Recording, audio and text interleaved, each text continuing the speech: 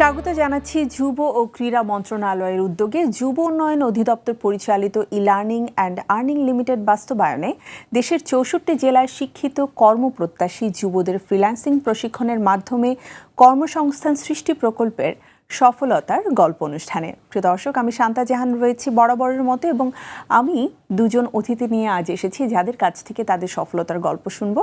আজ কিন্তু আমাদের এই অতিথিদের মধ্যে একটু ভিন্নতা রয়েছে। সাধারণত আমরা সফলতার গল্পে সবসময় আমাদের পুরুষ অতিথিদেরকে বেশি দেখি, কিন্তু আজ একজন নারী অতিথিও আমার সাথে রয়েছেন। এটি আমার একটা ভালো লাগার ব্যাপার, কারণ সফলতা উভয় পক্ষ থেকেই সবসময় সমানভাবে আসা উচিত। চলুন পরিচিত হয়ে নিই আমাদের আজকের অতিথিদের সাথে। আমার সাথে রয়েছেন চুয়াডাঙ্গা থেকে মোসাম্মত রুবিনা খাতুন, এবং পাশাপাশি আরও একজন অতিথি আমাদের সাথে রয়েছেন, তিনি এসেছেন কুষ্টিয়া থেকে আহসান হাবিব। অনেক অনেক শুভেচ্ছা দুজনকে। কেমন আছেন? আলহামদুলিল্লাহ ম্যাম, আপনি ভালো আছেন? খুবই ভালো আছি। রুবিনা, আপনি কেমন আছেন? আলহামদুলিল্লাহ, আপনি ভালো আছেন? খুবই ভালো আছি। অ্যান্ড দুজনকে সফলতার গল্প অনুষ্ঠানে অনেক অনেক স্বাগত জানাচ্ছি। আপনারা সফল, এবং আজকে আপনাদের এই সফল হওয়ার পেছনের যে ছোট ছোট কিছু গল্প রয়েছে, কিছু স্ট্রাগল রয়েছে, সেটাই আমরা এক এক করে জানবো। রুবিনার কাছ থেকে প্রথমে একটু জানতে চাই, সেই সুদূর চুয়াডাঙ্গা, যেখানে আমরা আসলে বলে থাকি যে একটু শহর থেকে বেশ দূরে, অথবা ঢাকা কেন্দ্রিক যে জীবনযাপন রয়েছে সেখান থেকে বেশ দূরে, সেই জায়গায় থেকে একজন সফল নারী হিসেবে আপনি কেমন অনুভূত করছেন? মানে আপনার অনুভূতিটা সম্পর্কে আমি জানতে চাই। আমি নিজে থেকে অনেক গর্বিত বোধ করছি, কারণ অনেক দূর থেকে, অনেক একটা আঞ্চলিক একটা গ্রাম থেকে আমি উঠে এসেছি। আর আমাদের গ্রাম যেখানে কোনো কলকারখানা নাই বা কোনো প্রাইভেট কোনো কোম্পানি নাই, যেখানে মেয়েরা বা ছেলে মেয়ে উভয়ই কারোরই চাকরি করার মতন প্রতিষ্ঠান সেখানে নাই, মানে কর্মসংস্থান সেভাবে সেখানে নেই। জি, সেখানে নাই। তো সেই জায়গা থেকে আমি মাস্টার্স কমপ্লিট করছি। করার পর এখন যখন আমি চাকরির আশায়, যেহেতু আমি মাস্টার্স কমপ্লিট করে পড়াশোনা করেছি, আমার তো একটা প্রত্যাশা থাকেই যে কিছু একটা করার। তো সেই জায়গা থেকেই আমি এভাবে প্রত্যাশা করছিলাম যে আমি কিছু করব। তখন যখন চাকরি করার মতন কোনো কিছুই সামনে আসছিল না, তো সেই সময় আমি ফেসবুক থেকে একটা অ্যাড পাই, যেখানে দেখতে পারি যে চুয়াডাঙ্গা অধিদপ্তরের আওতাধীন ই-লার্নিং অ্যান্ড আর্নিং থেকে একটা পোস্ট করা হয়েছিল। তো সেই পোস্ট দেখে আমি ই-লার্নিংয়ে অ্যাপ্লাই করি। প্রথমে জানতে পারেন এবং তার পরবর্তীতে ডিসিশন নেন যে আপনি অ্যাপ্লাই করবেন। জি, বাহ। তারপর সেখান থেকে আমি ফর্ম পূরণ করি, পরীক্ষা দিই। দেওয়ার পরে পরীক্ষায় আমি টিকি, তারপর ভাইবা দেওয়া হয়। ভাইবা দেওয়ার পরেও আমি টিকি। সেখান থেকেই আমার যাত্রা শুরু। বাহ। আহসান হাবিব, আপনার কাছ থেকে জানতে চাই আপনার অনুভূতিটা কেমন? নিজে একজন সফল মানুষ হিসেবে আজ আমাদের এই আয়োজনে এসেছেন। আসলে কি বলবো, গল্পটা আসলে অনেকদিন আগের। আমার বাবা একদিন বলছিলেন যে দেখো, আশপাশে তো অনেকে পড়াশোনা করছে কিন্তু চাকরি পাচ্ছে না। আমাদের কুষ্টিয়া চুয়াডাঙ্গাতে পাশাপাশি একই অবস্থা। তো সেই ক্ষেত্রে ওই কথাটা আসলে ভিতরে লাগছে যে আসলে পড়াশোনা ভালো করতেছিলাম কিন্তু চাকরি পাবো কিনা। তো আলহামদুলিল্লাহ যখন ঢাকাতে আসলাম, বিএসসিতে ভর্তি হলাম, ফার্স্ট দিনই আমাকে ইউনিভার্সিটিতে আমার টিচার বললেন যে এরকম ফ্রিল্যান্সিং নামে একটা বিষয় আছে, তোমরা দেখতে পারো, কিন্তু সেখানে স্কিল ডেভেলপমেন্ট করতে হবে। তো আলহামদুলিল্লাহ যখন ওই বিষয়টা একটু ফেসবুকে সার্চ দিলাম, এর মধ্যে দেখেছি ই-লার্নিং আর্নিং লিমিটেড তখন মাত্র শুরু হয়েছে। আমি আসলে 16 প্রথম ব্যাচের স্টুডেন্ট, একদম প্রথম 2023 সালের। তো আলহামদুলিল্লাহ আমি অ্যাপ্লাই করলাম, তারপরে পরীক্ষা দিয়ে ইন্টারভিউর মাধ্যমেই চান্স পেলাম। আলহামদুলিল্লাহ 2 মাস, আমি যেহেতু সিএসসি স্টুডেন্ট, তো সেই ক্ষেত্রে 2 মাস এটা একটু সহজ হয়েছে। জি ম্যাম, অনেক সহজ হয়েছে। 3 মাসের কোর্স ছিল। 2 মাস ক্লাস করার পরেই আমি প্রথম কাজ পেলাম। আর ম্যাম কি বলবো, অনুভূতিটা বুঝে বলার মতো না আসলে। ডেফিনেটলি। আর যখন আসলে বাবা মা আমাদেরকে কিছু একটা বলেন, তার পরবর্তীতে আমাদের কাছে একটা দায়িত্ববোধ তৈরি হয়ে যায়। আহসান হাবিব, আপনার কাছে আসবো, জানবো আরও অনেক কিছু। রুবিনার কাছে আবার একটু ফিরতে চাই। রুবিনা যেটা বলছিলেন যে ফেসবুকের মাধ্যমে জেনে তারপরে আপনার যাত্রাটা শুরু হয় এবং খুব সহজেই আপনি সেখানে পরীক্ষা দিয়ে পাস করেছেন। তারপরে তো 3 মাসের একটা জার্নি ছিল, রেগুলার আপনাকে ক্লাস করতে হয়েছে। সেই এক্সপিরিয়েন্সগুলো যদি একটু শেয়ার করেন। বাসা থেকে সব ধরনের সহযোগিতা কি ছিল? জি, বাসা থেকে সহযোগিতা পেয়েছি। তারপরেও আমার যেহেতু বিয়ে হয়ে গেছে, তো আমার শ্বশুরবাড়ি থেকে আমি ক্লাস করতে এসেছি। তারপরেও কিন্তু একটা দায়িত্ব থেকেই যায়। আমি যতটাই তারা মানে শ্বশুরবাড়ির লোকজন যতই ছাড় দেখ না কেন, তারপরেও একটা দায়িত্ব থেকেই যায় যে আমাকে সবকিছু গুছাই আসতে হবে। তো আমি সেভাবে নিজেই সবকিছু গুছিয়ে গেছে আসতাম।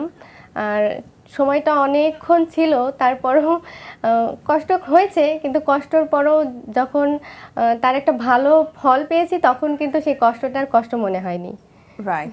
আচ্ছা, এই যে ভালো ফলের ব্যাপারটা, এখানে আমরা ধরে রাখি যে প্রথম আমি কত আসলে আর্ন করলাম এবং কতদিনের মধ্যে আর্ন করলাম। আপনার জার্নিতে আপনি ঠিক কতদিনের মধ্যেই প্রথম আর্ন করেছিলেন? আমি যখন প্রথম ক্লাস শুরু হয়, ক্লাস শুরু হওয়ার কিছুদিন পরে আমাদেরকে অ্যাকাউন্ট খুলে দেওয়া হয়। অনেক মার্কেট প্লেস আছে, যেমন ফাইবার, তারপরে আপওয়ার্ক, কিওয়ার্ক, এরকম করে অ্যাকাউন্ট খুলে দেওয়া হয়। তো আমিও অ্যাকাউন্ট খুলি। অ্যাকাউন্ট খোলার পর আমি অ্যাকাউন্টে আমার ছাড়া যে ক্লাসগুলো করাই সেই ক্লাস থেকেই আমি কিছু গিগ দিই, অ্যাকাউন্টে কিছু গিগ পাবলিশ করি। করার পর তারপর 1 মাসের মধ্যে আল্লাহর রহমতে আমি একটা অর্ডার পাই। আচ্ছা। মানে সেখান থেকেই আমার আরো আগ্রহটা আরো বেশি বেড়ে যায় আর কি। তো যে এত আমি অল্প সময়ে আমরা রেসপন্স পাচ্ছি। জি, আমি আল্লাহর রহমতে 1 মাসে যে অর্ডারটা পাইছিলাম সেটা ছিল $110 অর্ডার, বাহ। যা আমার জন্য মানে খুবই একটা ভালো কিছুই নিয়ে এসছে যে আমি সেখান থেকে ঘুরে দাঁড়াতেও পেরেছি এবং এর উপর আমার একটা আস্থা তৈরি হয়েছে। আর আমি কাজের আগ্রহ আরো বেশি জি, বেড়ে গেছে। আমার কাজের আগ্রহ বেড়ে গেছে। আমি সেখান থেকেই আমার জার্নি শুরু করেছি, আর পিছনে তাকাইনি। এই থেকে $110 কিন্তু বেশ বড় একটা অ্যামাউন্ট, জি, কারণ জি। অনেকের আছে 20, 30, $50 গল্পও আমি শুনেছি। তো সেই জায়গা থেকে অনেক ভালো একটা জার্নি কিন্তু আপনার শুরু হয়েছিল। আহসান হাবিব, আপনার প্রথম অর্ডার কতদিন পরে এসেছিল এবং সেটা কত টাকার ছিল? ম্যাম, এটা আমি 3 মাসে কোর্স ছিল, তো 2 মাস ক্লাস করার পরেই আমার প্রথম একটা অর্ডার আসলো। এটা হলো ফেসবুক অ্যাডের উপরে ফাইবার থেকে $150। তো বাহ। প্রথমে আমি বিশ্বাস করতে পারছিলাম না, কাজটা করে দিলাম। পেমেন্টও আমি ফাইবারে অ্যাড হলো, ফাইবার থেকে পেউনিয়ারে আসলো। তো পেউনিয়ার থেকে আমি আমার ব্যাংকে ট্রান্সফার করলাম, ডাচ বাংলা ব্যাংকে। তো 3 দিন পর আমার কাছে মেসেজ আসলো টাকা অ্যাড হয়েছে। পরে এক বন্ধুকে বলছি চলো যাই, টাকা আসলে আসছে কিনা। কারণ সারা জীবন তো আসলে গল্প শুনছি মানুষের কাছে, ডলার ইনকাম করে। মানে আমি আসলে ঘরে করছি বসে ডলার হ্যাঁ, ইনকাম ডলার করা করে যায়। শুনছি, আর আমার নিজের আসছে। আসলে কি আসছে কিনা মানে বিশ্বাস হচ্ছে না তখনও। তো পরে বুথে গিয়ে কার্ড দিলাম, টাকা বের হচ্ছে হাতে, পর মনে হচ্ছে আসলে কি টাকা পাইলাম। প্রথম টাকা দিয়ে কি করেছিলেন সেটাও একটু জানতে চাই। রুবিনা কি করেছিলেন? আমি আমার যে প্রথমে আমি যে আর্ন করছিলাম সেটা দিয়ে আমি আমার যারা সহপাঠী ছিল আমি তাদেরকে মিষ্টি খাওয়াইছিলাম। ও বাহ, অনেক লাকি ছিল আপনার সহপাঠীরা। টিচারও নিশ্চয়ই অনেক খুশি জি, হয়েছিল। তারাও অনেক খুশি ছিল। তারা আমাকে হেল্প করছিল, কারণ তাদের হেল্প ছাড়া তো আমি তখন পারতামই না। একার পক্ষে জি। সম্ভব না।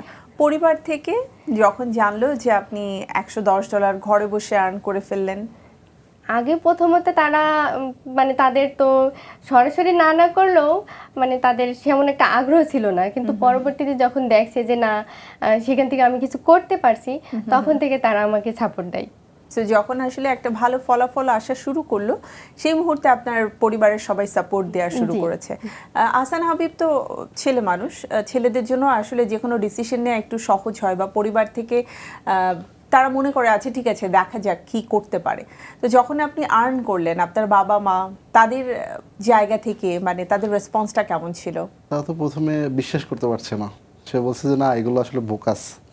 আমি বলছি যে না, আমি অযথা এটা সময় নষ্ট হ্যাঁ, করছো। অযথা সময় নষ্ট করছে, পড়াশোনায় মন দাও, দেখো কি হয়। আমি বলছি না, আমি এই কাজটা শিখছি এবং আরো 1 মাস সময় আছে।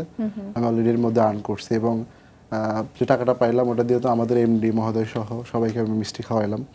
তো স্যার ওই দিনকে আমাকে অনেক ইন্সপায়ার করলো আর কি, আমাদের লার্নিং আনলিমিটেড এমডি মহোদয়। এর পাশাপাশি টিচাররা তো সবাই অনেক খুশি। আমি আপনাদের মার্কেট প্লেস সম্পর্কে একটু জানতে চাই যে আপনারা ইন্টারন্যাশনাল আর ন্যাশনাল কোন মার্কেট প্লেস থেকে আসলে যাত্রাটা শুরু হয়েছিল? আহসান হাবিব, আপনি কোথা থেকে শুরু করেছিলেন? ফাইবার বললেন। হ্যাঁ, আমি ইন্টারন্যাশনাল মার্কেট প্লেস থেকে শুরু করেছি। আর এরপরে হলো যখন 2 মাস পরে যখন কাজটা পাইলাম, এরপরে তো আলহামদুলিল্লাহ কন্টিনিউয়াস কাজ আসতেছে, ছোট কাজ বড় কাজ বিভিন্ন। তো আলহামদুলিল্লাহ যখন কোর্সটা শেষ করলাম, শেষ করার পরে আমি হলো আমাদের স্যারদের সহযোগিতায় আর কি যুব উন্নয়নের কর্মসংস্থান ব্যাংক থেকে একটা লোনের জন্য আবেদন করলাম আচ্ছা। যুব অধিদপ্তরে। তো আমাকে স্যাররাই সব সহযোগিতা করে দিছে। তো পরে একটা লোন দিল আর কি। পরে আমি হলো যে আমার তো একটা কম্পিউটার ছিল, আমি আরো 2টা কম্পিউটার আর কি কিনলাম। তো পরে হচ্ছে যে ওই আমার 2টা কম্পিউটার কেন? কেন কিনলাম কারণটা হলো আসলে ম্যাম যেটা বুঝলাম, যদি আমি বেশি ইনকাম করতে চাই তাহলে আমার অ্যাকাউন্ট লাগবে বেশি। আর ইন্টারন্যাশনাল মার্কেট প্লেস হচ্ছে আপনার একটা কম্পিউটারে একটা অ্যাকাউন্টে আপনি করতে পারবেন, ধরেন ফাইবারে একটা অ্যাকাউন্ট একটা পিসিতে। আচ্ছা, এই জন্য আমি আরো 2টা পিসি কিনলাম, যে আমার যে 3টা অ্যাকাউন্ট থাকে, অর্থাৎ আমার বাবার নামে একটা অ্যাকাউন্ট, মায়ের নামে একটা অ্যাকাউন্ট, আমার নামে একটা অ্যাকাউন্ট। 3টা অ্যাকাউন্ট যদি থাকে তাহলে আমি বেশি রেসপন্স পাবো, কাজ পাবো। ওকে। হ্যাঁ, এই জন্য আর কি। তো আলহামদুলিল্লাহ আমি আগাচ্ছি। এর মধ্যে হলো আমি মোটামুটি ভালোই আর্ন করছি। তো আমি সাথে আরেকজনকে নিছি আর কি, আমার এক বন্ধুকে, সাইদুল নামে। ওকে নিছি, তুমি আমার সাথে থাকো আর তুমি এই 2টা অ্যাকাউন্ট দেখবা। হ্যাঁ, আমি আছি, আমার সাথে তুমিও থাকো। ওকে আমি শিখাই নিছি আর কি, ওয়ার কোর্স করে না, আমার কাছ থেকে শিখছে, শিখে নিছি। তো এর মধ্যে প্রায় 6 মাস চলে গেল। তো 6 মাস পরে ই লার্নিংয়ে আসছি। তো এর মধ্যে হচ্ছে যে স্যারের মানে এমডি মহোদয়ের কাছে আমি আবার গেছি, স্যারের কাছে, স্যার এক বিস্তারিত বলতে যে স্যার আমার এই অবস্থা, এখন কাজ করতেছি। তো স্যার এর মধ্যে আমার কথাগুলো শুনে, আমার অ্যাকাউন্টের প্রোফাইলগুলো দেখে স্যার আবার আমাকে প্রস্তাব দিল যে তুমি একটা কাজ করো, তুমি তাহলে আমাদের সাথে আসো, কাজ করো, আমরা তোমাকে আরো বড় সাপোর্ট দিচ্ছি, যেহেতু তুমি বিএসসি কমপ্লিট করতেছো সামনে। তো স্যার আমাকে এরকম একটা প্রস্তাব দিল আর কি। তো প্রস্তাব দেওয়ার পরে আমি চিন্তা করলাম যে এত বড় একটা কোম্পানি, হ্যাঁ অপরচুনিটি, পরে পরিবারে কথা বলে সিদ্ধান্ত নিলাম ঠিক আছে আমি ই লার্নিং এর সাথে কাজ করব। তো পরবর্তীতে আমি হচ্ছে ই লার্নিং এর সঙ্গে একটা এজেন্সি, যৌথভাবে একটা এজেন্সি চালু করি আর কি। আচ্ছা, তো সেই এজেন্সিটা এখন পর্যন্ত পরিচালনা করছি। আর এখন আমার মোটামুটি 29 জন এমপ্লয়ি আছে।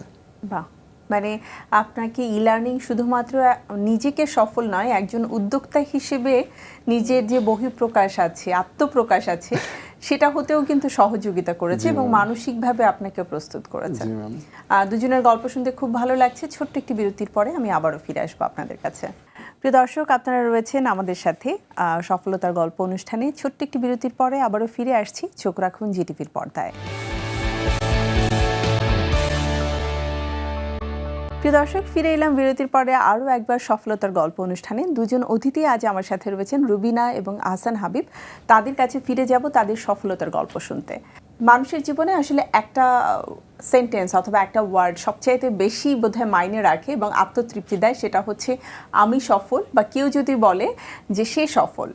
আর এই সফলতার গল্পই তো আজ আমরা আপনাদের কাছ থেকে শুনছি। আহসান হাবিব তো বললো যে সে এখন একজন উদ্যোক্তা, একজন এজেন্সি ওনার হিসেবে কাজ করছে। রুবিনার কাছ থেকে জানতে চাই যে রুবিনা, শুধুমাত্র আর্নিং তো নয়, এর সাথে আপনার জীবনে আর কি কি পরিবর্তনগুলো এসেছে? আমি তো ফাইবার থেকে মানে ফাইবার অ্যাকাউন্ট করছি, করার পরে এখান থেকে আমি আর্ন করছি। আর আমাদের যারা মেন্টর ছিল ওনারা বলছিল যে শুধুমাত্র যে কোনো জিনিস একটা নিয়ে পড়ে থাকলে সামনে এগোনো যাবে না। তো এই জন্য ওনারা আমাদেরকে জানাই দিয়েছিল, কিছু কিছু মার্কেট প্লেস আমাদেরকে দেখাই দিয়েছিল। তো আমি সেভাবেই তাদের নির্দেশনা অনুযায়ী আমি অনেকগুলো মার্কেট প্লেসে অ্যাকাউন্ট করি। আচ্ছা, তারপর সেখান থেকে অনেক মার্কেট প্লেস থেকে আমি কিছু কিছু আর্ন করি। তো আমার হোয়াটসঅ্যাপেও কিছু আর্ন আছে, সেখান থেকেও আমি আর্ন করি। এটা হচ্ছে আমার মানে ইন্টারন্যাশনাল মার্কেট প্লেসের বাইরে। আর এখান থেকে আমার যে পরিবর্তনটা এসেছে সেটা হচ্ছে আমি আর্থিকভাবে সচ্ছল হয়েছি। যেহেতু আমি একটা মেয়ে, আমার অনেক কিছু চাহিদা থাকতে পারে, আমি কিন্তু সবার কাছে সেটা বলতে পারি না যে আমার কি প্রয়োজন আছে কি প্রয়োজন নাই। সবসময় কিন্তু সবার কাছে দাবি করাও যায় না।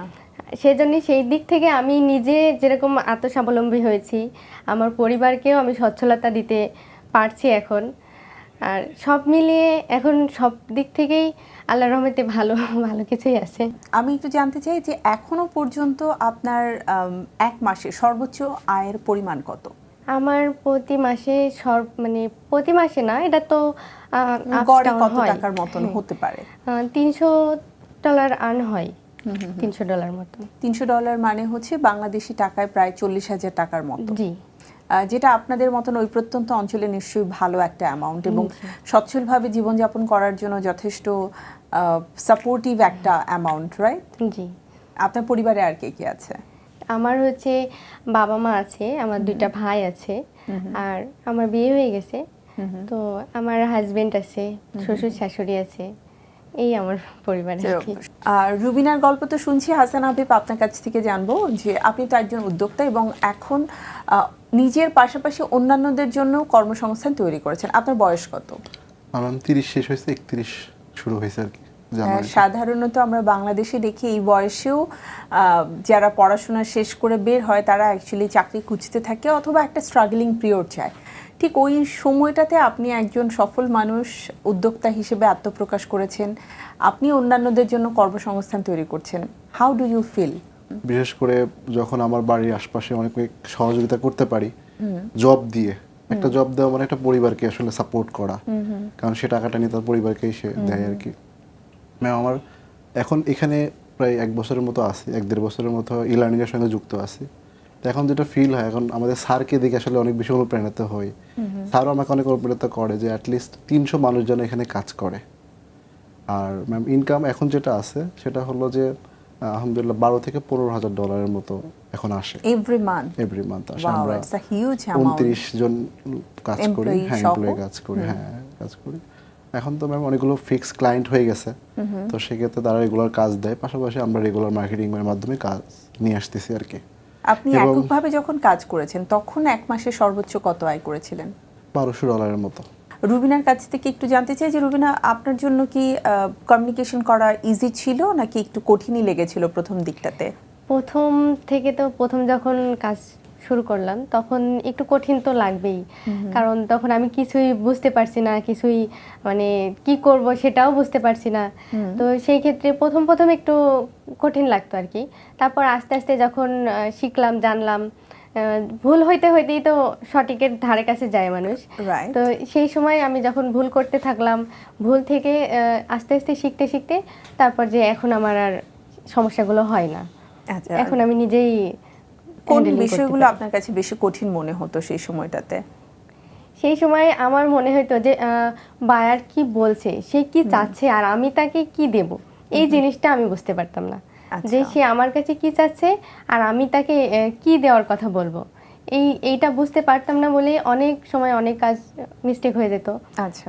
পরবর্তীতে যখন রিসার্চ করা শুরু করলাম, স্যারদের কাছ থেকে জানা শুরু করলাম, ইউটিউব দেখা শুরু করলাম, তখন থেকে আস্তে আস্তে বুঝতে পারলাম যে হ্যাঁ, বায়ার এটা চাচ্ছে, আমাকে তার সেটাই দেওয়া লাগবে। আমি যদি অন্যটার কথা বলি তাহলে তো সে সাথে সাথেই চলে যাবে, সে আর আমাকে রেসপন্স করবে না। রাইট, মানে ওখানে তো আসলে অনেক সময় নিয়ে কথা বলার সুযোগ নেই, খুবই অল্প সময়ের মধ্যে আপনাদেরকে কমিউনিকেশন করতে হয়।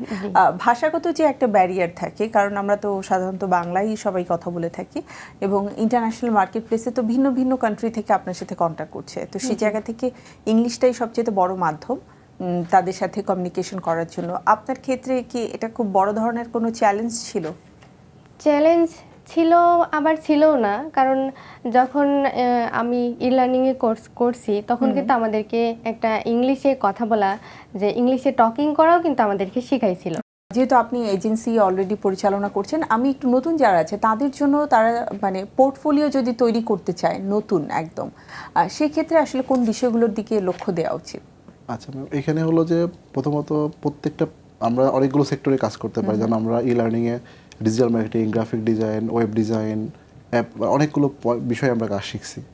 এখান থেকে প্রত্যেকটা প্ল্যাটফর্মে ভালো কাজ আছে, কিন্তু আমাকে যে কোনো একটা বিষয় চুজ করে নিতে হবে সেটা সবার প্রথমে, যে আমি এই সোশ্যাল মিডিয়াতে আমি এক্সপার্ট, এবং এই সোশ্যাল মিডিয়ার উপরে আমাকে ভালোভাবে পোর্টফোলিও সাজাতে হবে শুধু, এবং এখানে ভিডিও মেকিং করতে হবে। অনেক সময় দেখা যাচ্ছে আমরা ক্যামেরার সামনে কথা বলতে ইতস্তত বোধ করি, কিন্তু দেখা যাচ্ছে ইন্ডিয়ান বলেন, পাকিস্তানি বলেন, এরা কিন্তু প্রচুর পরিমাণে ভিডিও মেক করে। এরা মার্কেট প্লেসের ইন্ট্রো বলেন, প্রত্যেকটা গিকের ইন্ট্রো বলেন, এরা সোশ্যাল মিডিয়াতে প্রচুর পরিমাণে ছোট ছোট ভিডিও দেয়, অর্থাৎ যেই টপিকগুলোর উপর মানুষকে আমরা সার্ভিস দিচ্ছি এই বিষয়গুলোরই তারা ভিডিও বানায় এখানে আপলোড করে। একটা ক্লায়েন্ট যখন লিঙ্কডইনে বা ফেসবুকে দেখে, ও অটোমেটিকভাবে কিন্তু নক করে। আবার দেখা যাচ্ছে যে আমি একটা ক্লায়েন্টের সাথে কথা বলতেছি, তাকে আমি আমার সোশ্যাল মিডিয়ার লিঙ্কটা তাকে দিয়ে দিলাম, সে তখন দেখছে যে এখানে 50টা ভিডিও আছে যে এই টপিক্সের উপর সে কথা বলছে, তার মানে আসলে সে এক্সপার্ট। তো আমি নতুনদের জন্য বলবো যে আপনারা ভিডিও ফোকাস করতে হবে অবশ্যই বেশি, এবং পোর্টফোলিও তো অবশ্যই আমি যেই একটা নিশ একটা সিলেক্ট করতে হবে, যে আমি সব কিছু পারি ব্যাপারটা তাহলে কিন্তু হবে না। যে আপনি একাই গ্রাফিক্স পারেন, একাই ডিজিটাল মার্কেটিং সব পারেন, তাহলে আপনি ক্লায়েন্ট বুঝেই নেবে যে আপনি কিছুই পারেন না। আচ্ছা, আপনি যখন বলবেন যে হ্যাঁ আমি শুধু যে কোনো একটা বিষয়ে এক্সপার্ট, আমি ফেসবুক অ্যাড এক্সপার্ট, আমি শুধু এটাই ভালো পারি এবং আমার অন্যান্য পোর্টফোলিওগুলো তাকে এই একটা টপিকের উপর দেখাতে হবে, তাহলে আপনি অবশ্যই কাজ পাবেন। কাজ করা তখন সহজ হয় এবং ক্লায়েন্ট অ্যাকচুয়ালি বিশ্বাস করতে বিলিভ করে, পারে। হ্যাঁ বিলিভ করতে পারে। রুবিনা, একটু বলবেন যে যারা এখনো দ্বিধায় ভুগছে, স্পেশালি আপনার অঞ্চল বা আপনার অঞ্চলের মতন যে সকল এরিয়াতে মানুষ বসবাস করছে, বিশেষ করে কর্মপ্রত্যাশী শিক্ষিত নারীরা, যে ফ্রিল্যান্সিং আসলে করব কিনা, ফ্রিল্যান্সিং আসলে ভালো কিনা, তাদের জন্য আপনার যদি কোনো মেসেজ থেকে থাকে। তাদের জন্য আমার একটাই মেসেজ যে বসে থেকে সময় নষ্ট না করে সামনের দিকে এগোনোই ভালো। আর চেষ্টা করতে হবে, যদি কোনো মানুষ চেষ্টা করে, লেগে থাকে, তাহলে তার সফলতা আসবেই। নিজের আত্মবিশ্বাসটাকে কখনো আসলে নষ্ট হতে দেয়া যাবে না। অনেক সময় অনেক রকম দেখা যাচ্ছে যে আমি হ্যাঁ আমার সাকসেস আসছে, আসার পরও যে তার মধ্যে যে আমার সমস্যা হবে না বা আমি সেখান থেকে যে পড়ে যাব না, তাও কিন্তু না। আমি সেখান থেকেও আমার ব্রেকডাউন হইতে পারে। চেষ্টা চালিয়ে যেতে হবে। খুব ভালো বলেছেন, এবং আপনার এই আত্মবিশ্বাস দেখে আমার নিজের কাছেও ভালো লাগছে। স্পেশালি যারা আমরা নারীরা অনেকেই ভাবি যে আসলে এই কাজগুলো আমরা জানি না, আমরা করতে পারবো কিনা, অথবা আমি তো লার্নিং থেকে সরাসরি হয়তো শিখিনি, তারা কিন্তু ইউটিউবের মাধ্যমে এখন শেখার অনেক মানে সুযোগ আছে। পাশাপাশি অনেক এজেন্সি রয়েছে যারা কিন্তু বাইরে শেখাচ্ছে, তাদের কাছ থেকেও কিন্তু শিখে আমরা প্রাথমিকভাবে শুরুটা করতে পারি। আহসান হাবিব, একদম সর্বশেষ আপনি আমাদের যারা একদম নতুন রয়েছে বা যারা ভাবছে যে আমি তো লার্নিং এ টিকতে পারিনি, কারণ সবাই নিশ্চয়ই পরীক্ষা দিয়ে পাশ করে না, তারা কিভাবে আসলে শুরুটা করতে পারে সেটা একটু বলবেন। আচ্ছা, আমাদের এখানে লার্নিং এ তো মাত্র একটা প্রজেক্টের কথা, যে শিক্ষিত কর্মপ্রত্যাশী যুবদের জন্য যে ফ্রিল্যান্সিং প্রশিক্ষণ, এটা একটা। এরকম কিন্তু সরকারি অনেক প্রকল্প বর্তমান রানিং আছে। তো আমরা একটাতে চান্স না পেলে আরো দু একটাতে ট্রাই করতে পারি, যেমন অ্যাসেট আছে, সিপ প্রজেক্ট আছে, এলইডিবি প্রজেক্ট আছে, এগুলো সব গভর্নমেন্টের। এছাড়া প্রত্যেকটা উপজেলা, থানা বা জেলায় ছোট ছোট ছোট অনেক প্রতিষ্ঠান আছে, এবং দেখতে হবে যে ওইখানে আসলে বেস্ট মানে কোনো ফ্রিল্যান্সার শিখাচ্ছে কিনা। আমরা যে মেন্টরগুলো আছে তারা নিজেরা ফ্রিল্যান্সিং করে কিনা, যদি করে তাহলে তার কাছ থেকে আমরা শিখতে পারি, এবং তাহলে আমরা অবশ্যই সাকসেস হতে পারবো। কারণ অনেকেই আছে যে নিজে ফ্রিল্যান্সিং করে না, বাট ফ্রিল্যান্সিং শেখাচ্ছে, সেখান থেকে শিখলে কিন্তু আমরা ফ্রিল্যান্সার হতে পারবো না। আপনাদের দুজনের সাথে কথা বলে খুব ভালো লাগলো, অনেক অনেক শুভকামনা থাকবে। এই সফলতার গল্প আসলে এখানেই থেমে যাবে না, আপনারা আরো অনেক সফল হবেন, নতুন কিছু গল্প নিয়ে নিশ্চয়ই আবারও দেখা হবে আপনাদের সাথে। খুব ভালো থাকুন।